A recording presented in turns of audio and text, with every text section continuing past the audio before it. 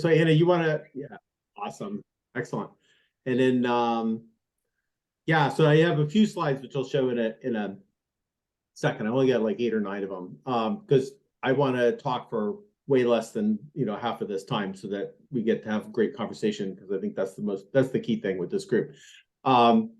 So the genesis of this meeting today was that Andrew had put together ProSocial. We'll talk about more what ProSocial is, but it's more of an overarching philosophy that interacts with all kinds of things. Conscious capitalism is obviously much more focused on businesses, so it could be nonprofit organizations as well, that sort of thing.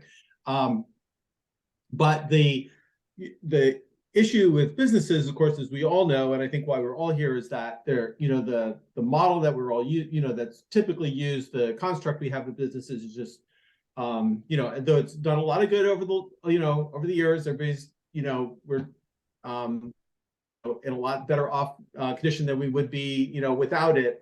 It certainly is way overdue for an overhaul. There's lots of things that could be improved, and I think what most of us know is that even the people who are benefiting the most from business as it is now would benefit even more if they could see their way to doing something different.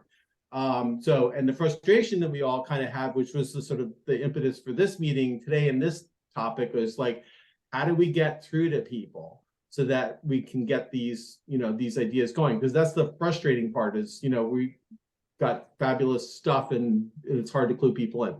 So with that, maybe I'll share my screen. Let's see.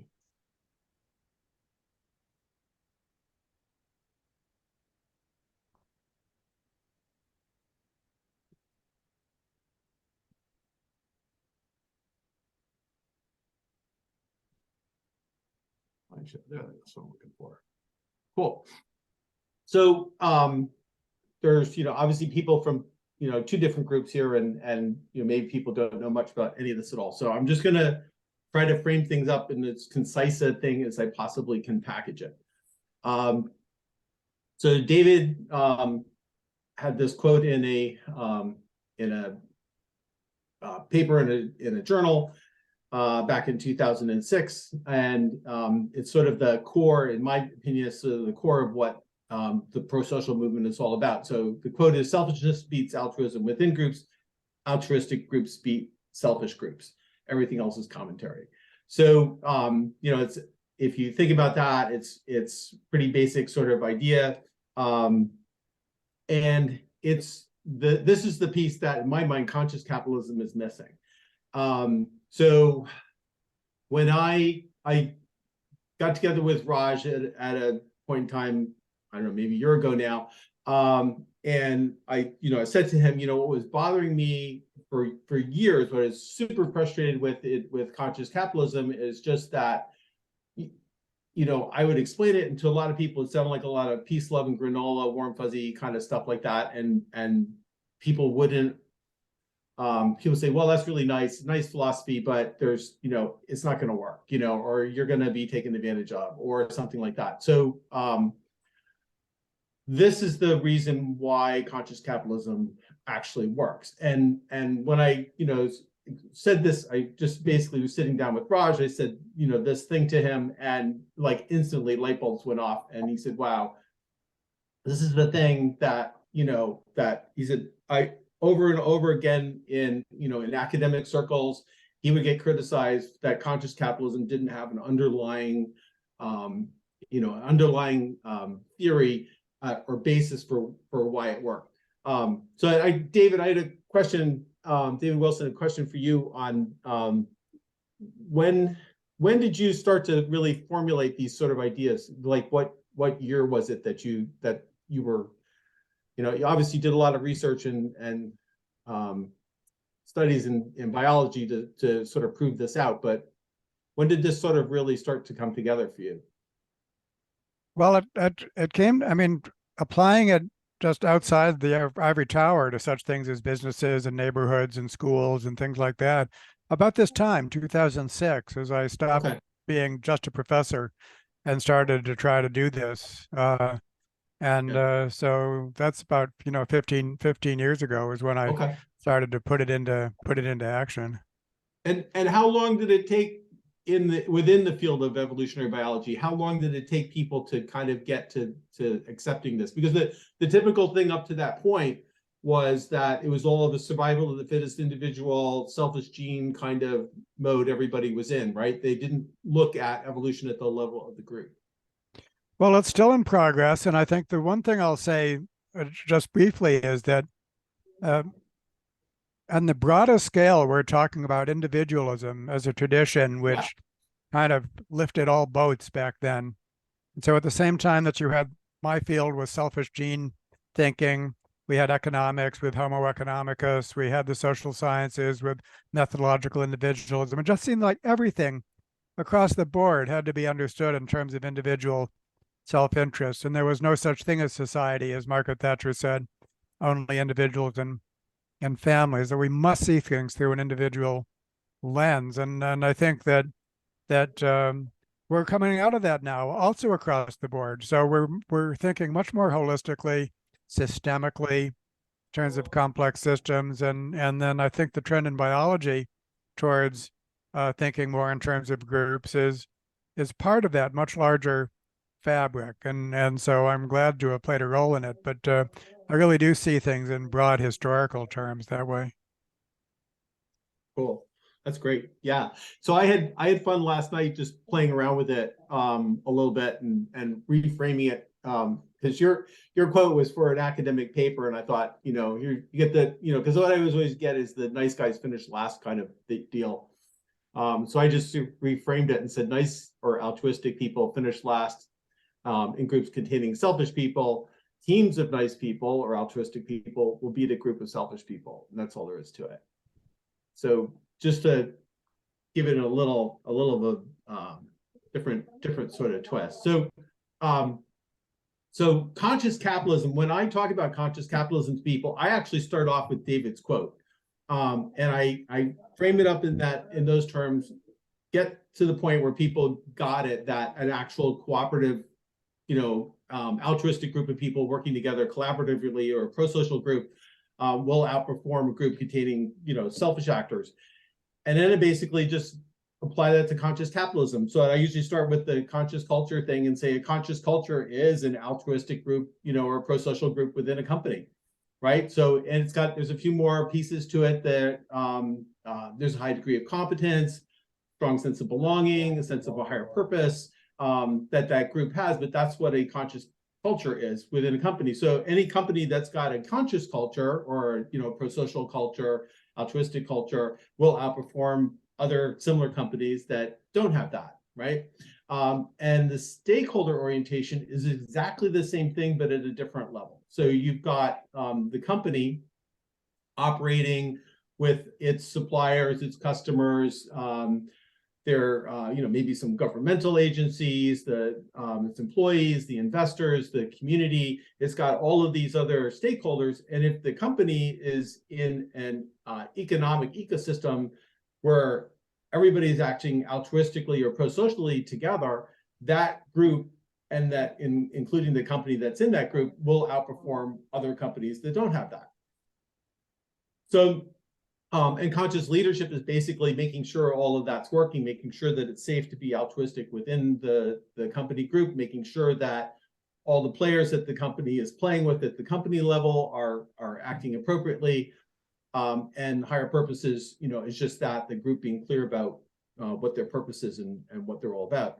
So that's how these two, things go together.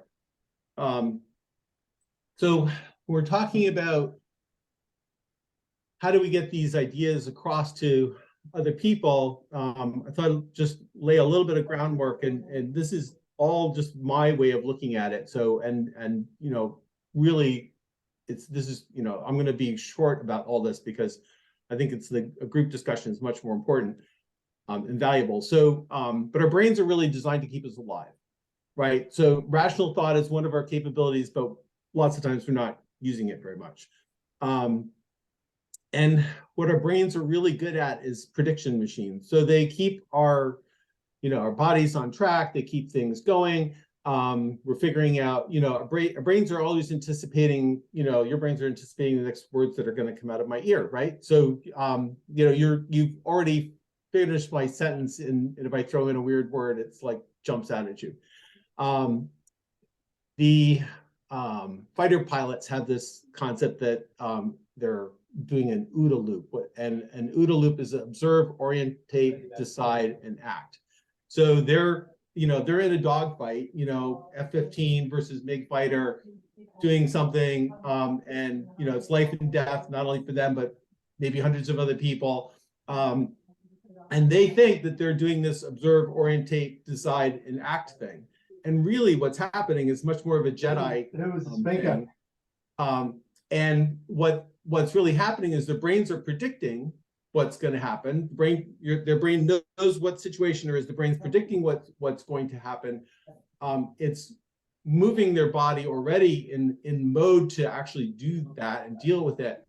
And about that same point that it's about ready to do, to actually do a thing, that's when the actual sensory information actually gets there. The sensory information then, the brain does a quick check. Does this look remotely like what I think it's supposed to look like or not? And if it looks reasonably close, you go for it, right? So that's the way our brains are working, and they're working that way to keep us alive. And so efficient prediction of what's going to happen and what's going on relies on different constructs, beliefs, systems. It's a little bit genetic. Some of us are born a little bit more like Eeyore, an Eeyore spectrum, Eeyore Tigger spectrum. Some of us more like Eeyore, some more like Tigger. There's personal experience, subjective reality, our self-view and our worldview. All of this stuff is all coming together in our belief system or relational, construct or whatever. And the constructs that are working for us, we hold on to. And when they're not working, and we don't often ask, like, how well is this working? So, and that's, the situation we're in with businesses is that for the people that they're working with or working for, they're not really considering how well they're actually working for them and for others. And then this is from my college psychology teacher, John McCarthy. He basically said people act the way they do because the way they view themselves and view the world. And then to change someone's behavior, you have to change their self-view and their worldview. To do that, you need to, ideally you can be a significant other, which is what a therapist is doing, talking to somebody and you're gaining their trust.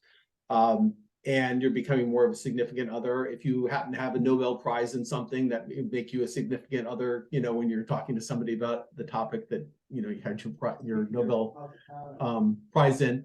But the information that you're offering to them that's contrary to the self-view, the worldview, can't be too emotionally charged, and it can't be at a rate faster than they can handle. If it's too emotionally charged, or if it's a rate too fast, then they're going to reject that information, and ultimately, if you persist, they're going to reject you and shut down, stop listening to you. So, which makes it really hard to change somebody's worldview, especially if something's sort of a hot button issue. And certainly business things can be very hot button issues for people, because you're shaking their whole belief system, their whole way of life. So to get around that, there's like two things that I can think of. So one is to tell a compelling story, which Raj Sisodia does all the time in his conscious capitalism books. Everybody Matters, books like that are fabulous.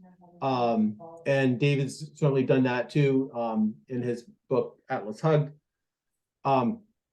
Another thing, what I tend to do with people is I just invite them to imagine something. So what we'll do is we'll just take a minute, and I'll read you a description of two different groups, and just think about the different groups and how things might turn out for them. I usually, when I'm talking to business people, I just suggest that they think about two groups living on the African plains maybe 50,000 years ago. And I'll leave it at that. And I read and I kind of roughly go through this description. But if you want to, you could also think of this in terms of like company, two different companies. So one's company X, one's company Y. It's a little bit of a nod to McGregor's theory X and theory Y. And as you listen to these, if you're familiar with Ed Deci and Richard Ryan's autonomous motivation theory, you'll hear some of that terminology sort of mixed into this. But so here's Group X. So Group X is not highly competent. Some people are highly skilled, but those individuals are reluctant to share their knowledge. The value of a person in Group X is based on what they know. The more a person shares, the less valuable they are. The result is low level of trust and belonging. People justifiably fear getting kicked out of the group. This group lacks traditions that create a sense of belonging. In Group X, it is traditional to cut people from the group whenever times get tough. Even when times are good, everyone who's not in a leadership position is assessed on a regular basis, and those deemed to be at the bottom 10% are kicked out. This leads to internal competition and information hoarding instead of collaboration. Group X's rituals are designed to maintain the group's steep hierarchical structure. Group X's decision-making is slow, information is gathered where things are happening and passed up the chain of command. Decisions are made at or near the top and passed back down. Frequently, the information is not effectively conveyed, sometimes for political reasons, and opportunities that existed at a moment in time are missed. The purpose of this group is to create power and wealth for the people at the top of the hierarchy. So this is Group Y.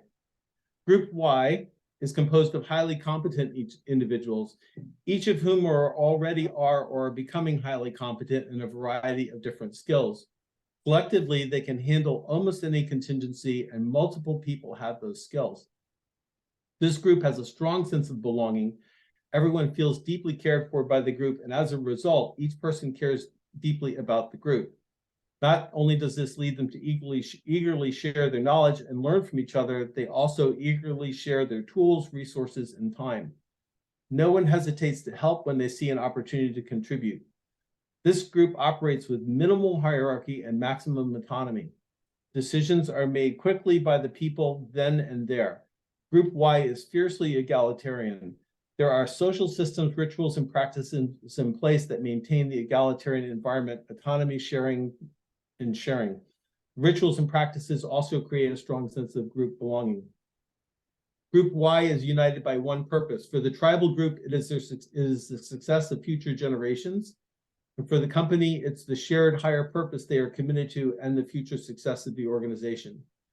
Each generation collectively nurtures and educates the following generations, passing along knowledge, the social systems and culture that have made previous generations successful, all the while continually adapting changes in their environment so that future generations will be primed for success. So we can just, anybody who wants to can unmute and just would chat about it. But the questions are basically, which group is barely surviving, which one is thriving, which one would be best for raising children, which companies would be more successful. If you're an investor interested in investing, in this business, sector, which company would provide the greater financial return, and which, and then this is a bit mostly charged question, but which one more closely resembles your business or group. So I'll stop sharing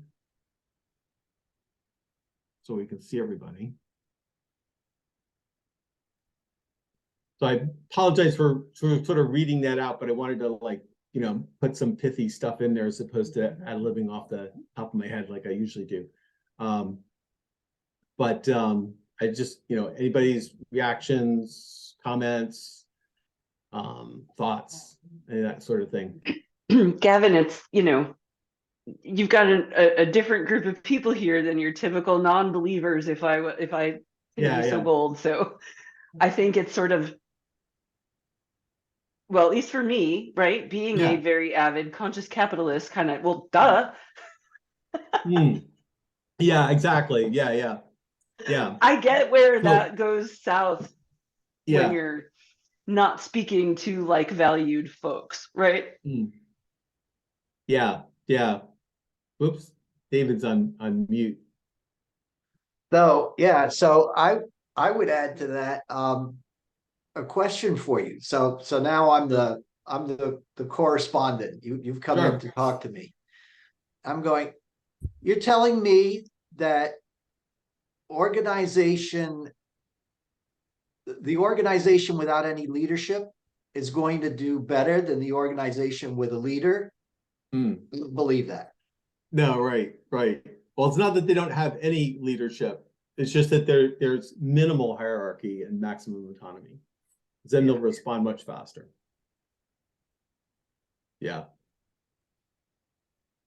Still incredulous. Yeah, you're still incredulous. I I'm think just it helps. playing devil's advocate. No, I You know.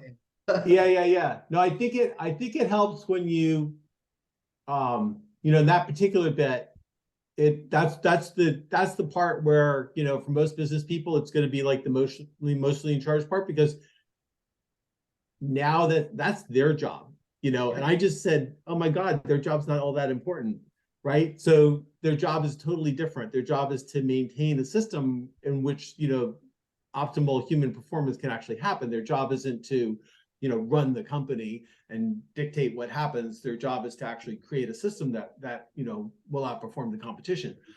So yeah, that's the sort of hot button thing, that reaction that you get from people.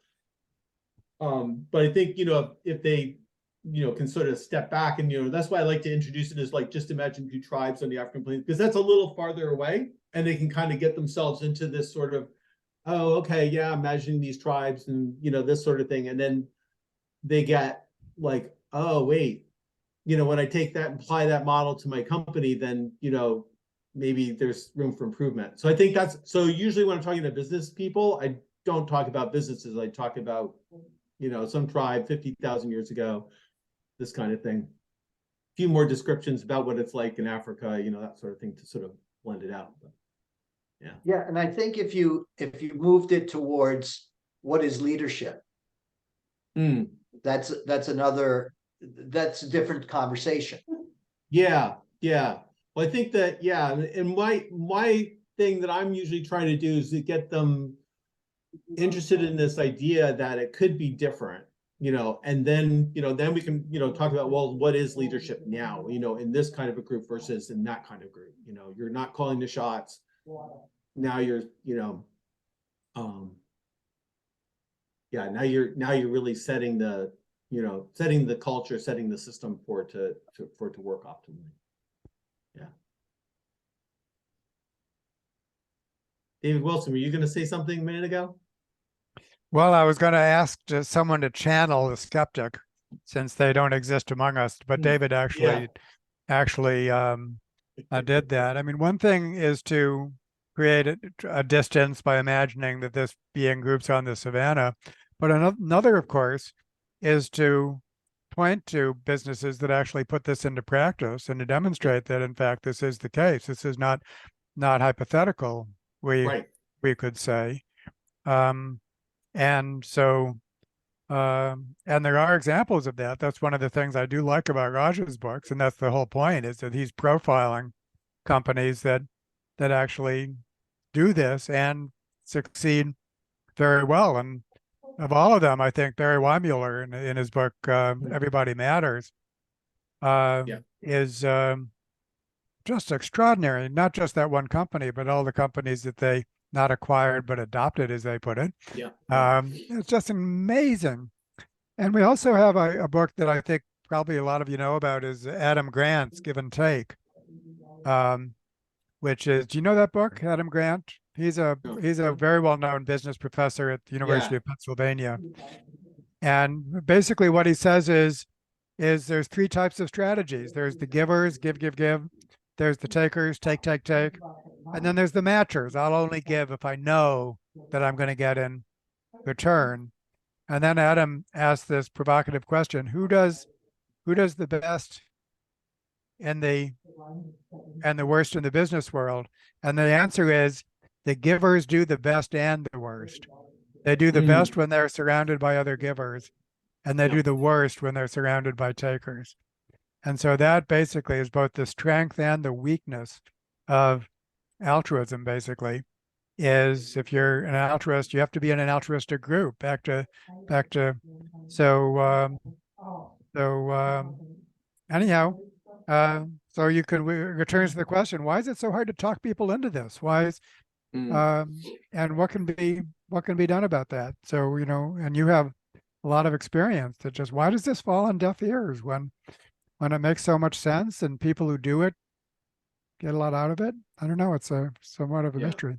I'd be interested in hearing from the others about that, just because you all have experience, all of you in the that are trying to do this and talk. So I'd be interested to know what are the barriers that one encounters.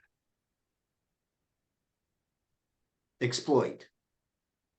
So that rings bells for me right away, because it's part of what I write about it. And for the good of all now is the capability that we have to shift our framework from exploitative to caretaker, from exploiter to caretaker. And what difference would that make? How would that change the world for you? It's I'm riffing off of what Gavin is saying, imagine yourself on a plane. So on the savannah a million years ago or something, so, or 40,000, 50,000 years ago. So we have a biologist here, an evolutionary biologist. I get my years right. Shaking his head. So anyway, so I think it goes without saying, but I think this idea that's the mind warp, right? And there's also the other thing that popped into my head while you were talking, Colette, was that there's some TV show, I don't know what it's called, where the boss becomes the employee. And it's a rude awakening for those bosses, and it's really funny when they have to flip the burgers, or do whatever it is that their rank and file do, and they gain a greater appreciation. So maybe an undercover story, why don't you go undercover in your company as the mailroom clerk and see what people are saying about you or about the company. But if you were a conscious company, they'd already know who you are. So you wouldn't be able to go undercover. Right. Well, Barbara Ehrenreich's book, Nickeled and Dimed, was a classic book on that. Yeah. Anna, you've had your hand up for a long time. Yeah, no worries. I just I was thinking about what Colette was saying about the systems that are in place and the incentives that are out there to make these selfish decisions. And I mean, I work in the healthcare industry, and it's an industry that's extremely difficult to stay afloat with very tiny margins. So altruism, I mean, there's not many people who get into healthcare or human services for those selfish reasons, because you can make a lot of money doing other things with a lot less work.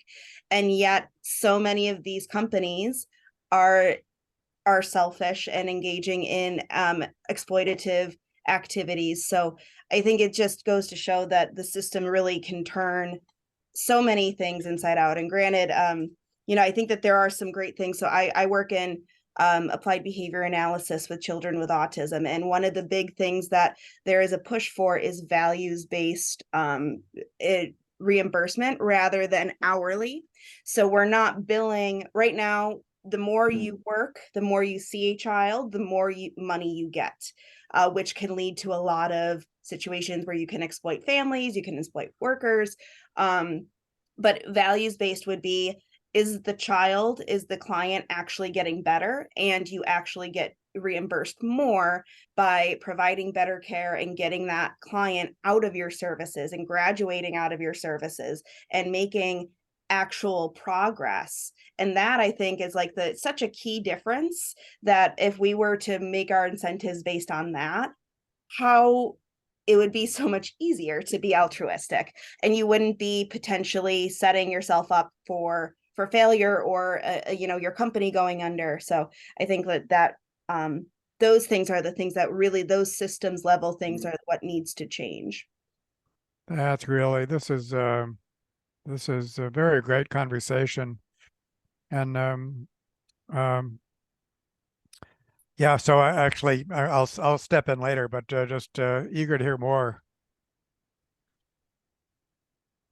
Yeah, I'll jump in because in some ways, like we mentioned, you're preaching to the choir and people that are converted, so to speak. But one thing that I guess I don't know about within this group, but certainly a tension, kind of simmering tension I've seen for many years in the conscious capitalism movement is kind of this tension between a more libertarian type of conscious capitalist that wants to be left alone, and I know what's best to do, and leave me alone and let me do it, versus a other that may be more not necessarily pro-regulation, but open to kind of intervention, in terms of, I don't know, like a minimum wage or a carbon tax, or certain sorts of things where, just as Glenn Gavin mentioned at the beginning, how within a company, when you're talking about how altruistic groups will beat selfish groups, and at one point he said, and I've long said similar, it's part of the leader's responsibility to create that kind of environment where those altruistic groups are, as David was saying, in terms of how do you bring these groups together, and make groups of givers.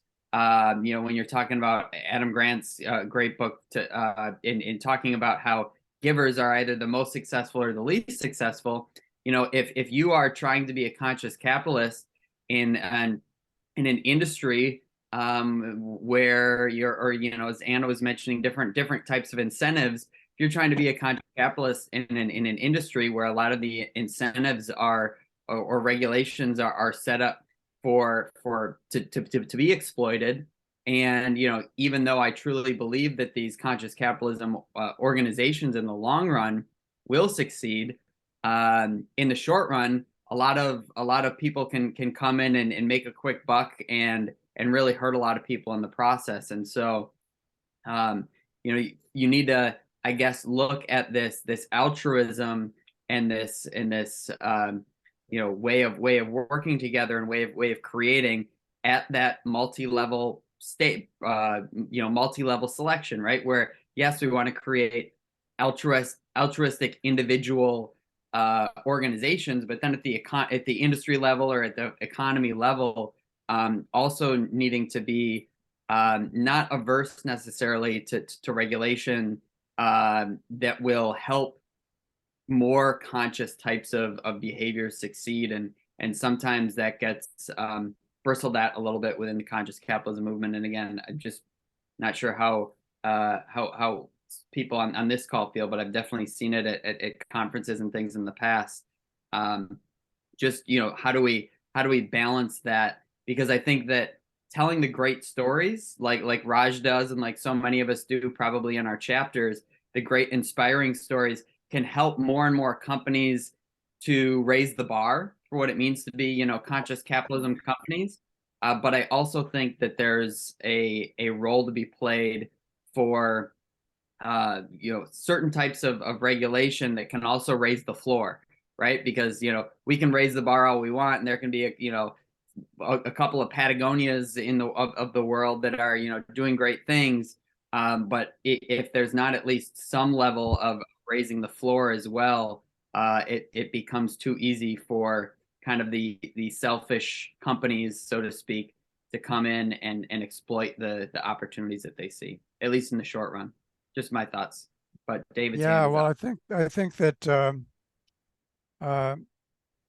where this is, I think where this is going, based on conversations that have been taking place for quite a while now with Glenn and Gavin and X-Men and Andrew. At some point in this, someone made a very interesting comparison between the conscious capitalism movement and the B Corp movement.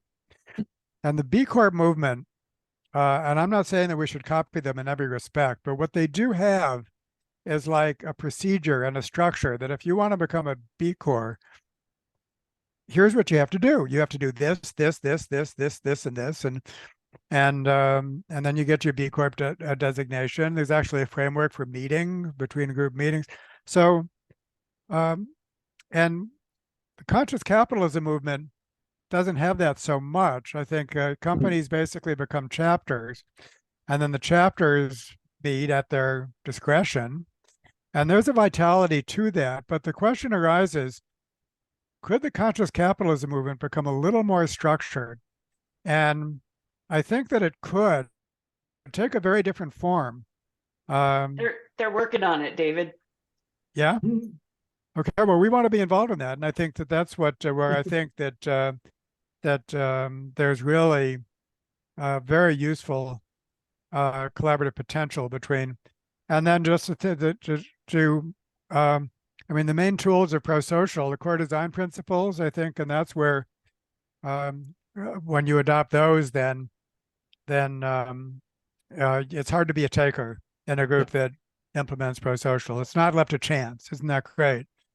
And then the ACT matrix, I think, addresses problems such as Anna, what you were talking about, where if the incentive system is not right, then even the most well-meaning people can end up being selected by consequences to just like, do things which are not helpful to the patients. You end up on the wrong side of the matrix.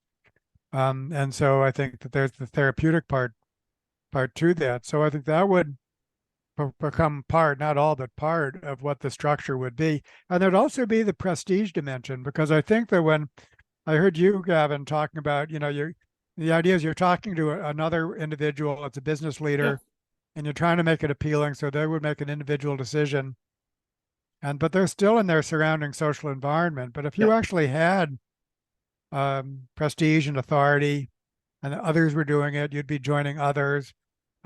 What you do to succeed would be, that would be so much more powerful. So I think that that's what we're working towards, and it would be nice. I think we're working towards it quite fast, so that I think even this year a lot of progress could be made along those lines. And I think it's exciting to contemplate that that's what's happening with X, and the others on ProSocial ends. And here we get to this interesting distinction. On the one hand, we have like ProSocial staff members that are trying to do this. And then we have this group here from the ProSocial Commons, which is so much more spontaneous in terms of who joins it and so on. And I think that both in combination are awesome. And I think that's what's happening, I think, is that it's really a symbiosis. And then we're bringing something really great to the table. And then the ProSocial business sector is, doing something a little bit more deliberative and so on, and that they can go together well.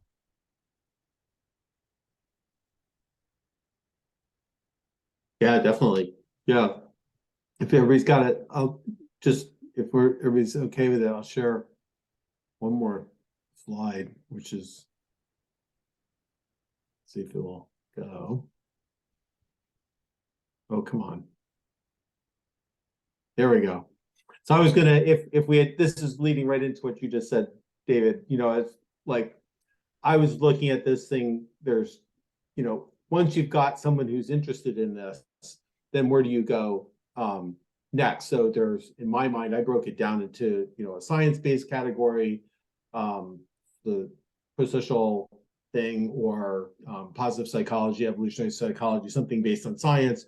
There's the conscious capitalism, which is more, philosophical tradition thing. There's the systems approach, which is, governance, sociocracy, donut economics kind of thing, where you fix the system, and then, and agile and lean, I think, fall into that category. And then there's the, B Corp is kind of like KPI model. And, or mix and match and pull bets from different things. But like David is saying, the ProSocial CDPs are so valuable for setting up a group and how it'll function well. And get things done. I think that's a really good, valuable idea. Yeah. So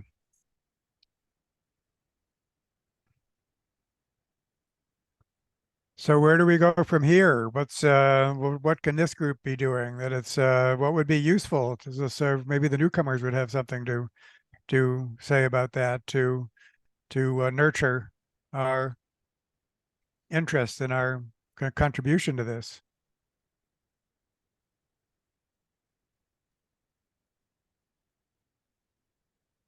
I'm just excited about the conversation. I think so. I'm working with someone in Gavin. She's one of the people that I tagged in the LinkedIn post earlier. Okay. Not Danielle, Danielle. Where it's going to be really through collaboration of all of the stakeholder capitalism organizations, regardless of who you affiliate with. Yep. Whether it's B Corp or Conscious Cap or, some other servant leadership program, like whatever it is, right? It's going to be through collaboration and cross-pollination, somebody said earlier, where we're really going to have an impact on the world, on the business community, right? The business community is pretty much the largest single community that can impact change. And we're not all one size fits all. Some people want the structure of a B Corp, for example. I don't ever want to go through that. I know people who've gone through that. More power to them, but that's a lot of work. But again, as I said in my intro, I built my company on conscious capitalism tenets, and kind of before I knew it was a thing. And there are so many leaders today being pulled to consciousness, conscious business, without knowing there's a framework or a language or a set of behaviors or a community of support around it. So I'm sorry she wasn't here because she said she signed up, but I'm going to make an intro to several of you because I think this is a bigger conversation. It's a huge conversation. There's one more piece to it that Gavin, I would love to hear you talk about, or someone else that has the experience. But we've been saying that stakeholder capitalism, conscious business outperforms the rest on Wall Street. Yeah. But I can't find, other than like an old McKinsey study, funny that you mentioned them, Colette, with any sort of stats. That is how we're going to change minds from X to Y. Is hard, cold fact. So that'll definitely change a bunch of minds, that's for sure, that are waiting for that. And I think there's another big chunk of this potential here also, is because the ProSocial group has a very academic basis for it. And I know, and David has been working on getting funding to do studies and research and that sort of thing. So there's things we could be doing. And what's great about like the stories and things that Raj does are, they're, people get excited about them, they're, and all of that. But to the skeptical person, they're like, that's like circumstantial evidence. You got lucky, you picked the good ones, that sort of thing. And what's fabulous about, David's insight is that, you know, now there is an actual rational basis, if you think about it, for, you know, I had years where I couldn't explain to anybody why I thought conscious capitalism was better, you know, and now I have a hard theory that I can base it on and say, this is why. And as soon as people get it, they're like, oh, well, yeah, you know, so now we have that. And then I think what, you know, would be fabulous is to do research on companies that are, you know, whatever path, you know, extent they are down the conscious capitalism journey, like catch them at the beginning or the middle or fully formed, and do the research on them and measure their success, measure how they're doing, what their culture is actually like. Yeah, that's the quantify it, plan. and then bind that together, and then you'd have that, you know, you tie the whole thing together really nicely. Yeah, that's the plan. And so it's just the faster we can do that, the better. And it's funny how there's several things that are needed in combination. The narrative is needed. We've already said that the good company is needed, that you actually get together and have meetings like this where you actually get in touch, and it's so on. The science is needed. The numbers are needed in two ways. First of all, like, you know, the literature, but also your company, your group, to be measuring that so that when you try something out, you know, is it working or not working. And so that's what's needed, all of those different facets, and what we could be working on together, basically. So it's very exciting. On the literature part, I've just been writing about this recently, and it's quite striking that although Ostrom is little known in the management literature or in the business world, hardly anyone's heard of Elinor Ostrom, but you can search the management literature, which is huge, as you probably know, for keywords that represent the core design principle. And just imagine that you were doing that. You're going to look for articles that measure the effect of a strong sense of identity and purpose, or equitable benefits and costs, or inclusive decision making, or monitoring, or so on. What do you think you're going to find? And what you find is that all the evidence is hiding in plain sight. There's just so many studies that show that when you implement these principles, companies do better. It's like you don't have to do a single additional study.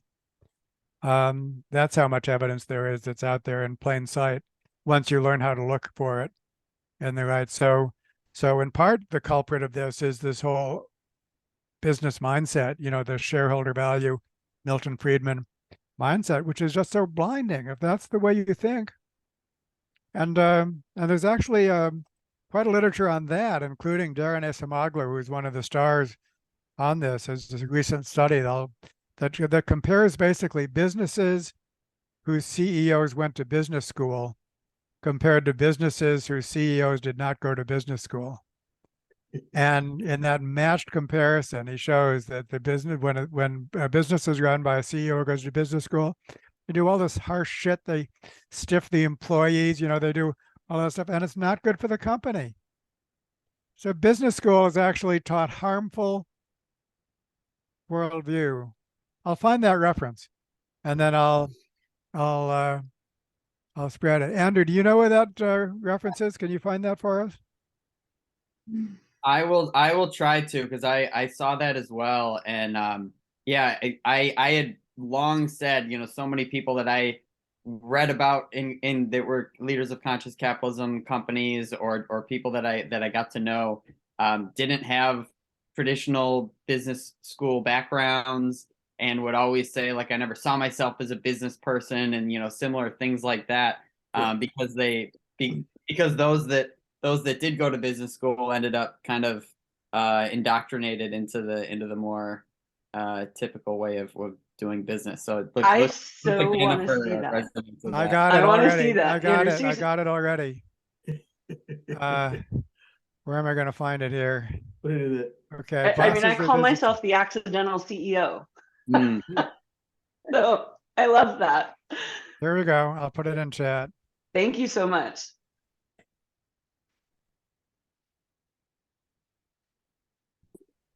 So I don't know how people are for time, but I think it'd be, you know, it might be worth it. If people want to hang around for a few more minutes, I think it'd be great to talk about the ProSocial core design principles and what they are, because I'm guessing that a bunch of people don't know what they are.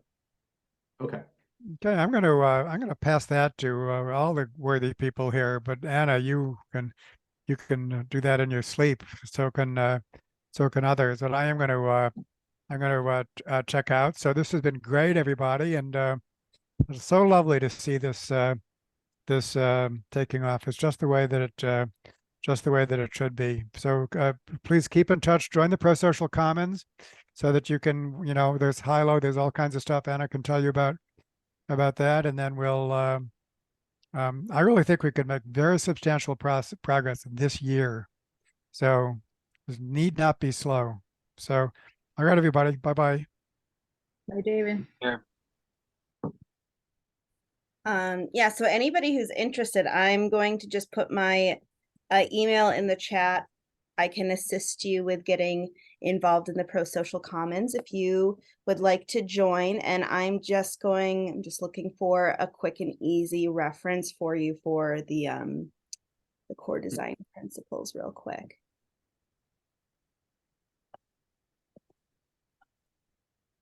Yeah, Colette, do you know what they are? Have you heard them? Last night was my first exposure. Oh yeah, okay. Yeah. So Yeah. I'll give you a real short thing. Oh yeah, good. So Anna's put them there. But essentially, Elinor Ostrom won the Nobel Prize in Economics in 2009 for her work on core design principles for groups that had a commons. So, fishery, water system, something. And she studied groups that totally failed and screwed up and couldn't manage to do it, and groups that were successful at managing to protect their common pool resource. And after looking at lots and lots of groups, basically distilled it down that there are 8 principles that those groups who were successful had. I'll let you read what they are. But anyway, so like you put if you're putting a group together, kind of go through those things, and you'll, as soon as you see them, it'll be like, oh yeah, duh. A lot of these things are things that we just do, but it helps to actually have a checklist, because you go like, oh yeah, we're really weak on that. And then that's part of the assessment things that we could be doing, with companies is hand them an assessment, to some, group of employees and say, how do you think we do on these things? And you can see where they're strong and where they're weak. And usually companies are really, really weak on the ones having to do with autonomy in the workplace and group decision making and that kind of thing. That's where they all screw up. And sometimes lack of purpose, sort of drifting around.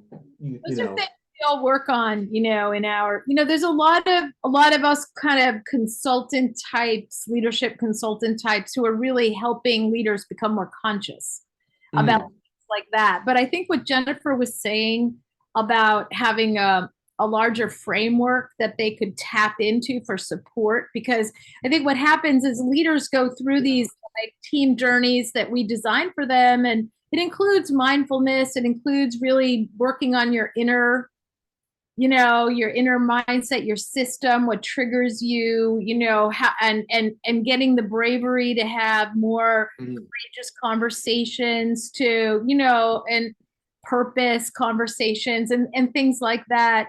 But then they kind of go back into a system where they're not connected like we are here, having this conversation, like, how is it going for you? And I don't think we've cracked the sort of problem of how do you actually start to bring that into the culture, so it doesn't have to be someone like showing up to make it happen, you kind of create a new pattern in the system. But if they knew there were other structures outside even the company that they could go to, that they could be supported with other leaders who are trying to look at different kinds of leaders. I think that's what Jennifer was getting to a little bit, or made me think of that, Like that's intentions.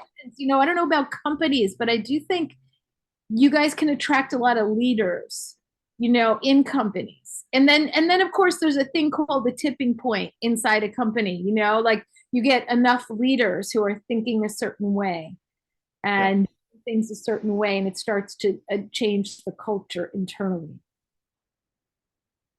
I mean, the only company I could see, that might be, if they're under a lot of pressure in their business because of, external factors.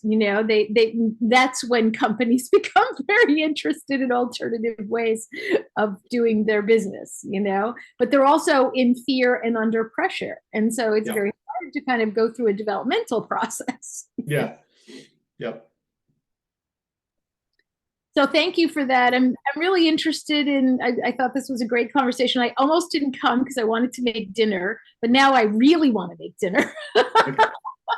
So I don't know. I'll definitely be in touch with you, Anna. And, I'd love to join these conversations going forward. It's good for me. I'm learning about, sort of what you guys are up to. And I feel pretty aligned, spiritually with what you're doing. So Yeah, absolutely. It certainly sounds like it. And I think we also just have so many connections to the other organizations, like David was saying, the other organizations that you're already invested in.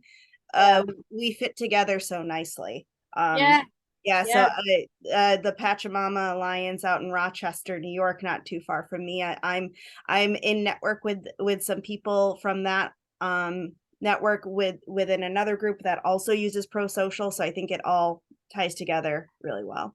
New York as well. I'm in, but I'm in the Ulster County area, so it's like 2 hours north of the city. I'm very far from Rochester. But David attended a talk that I went to that Nate Hagen gave a couple weeks ago, so I saw him there.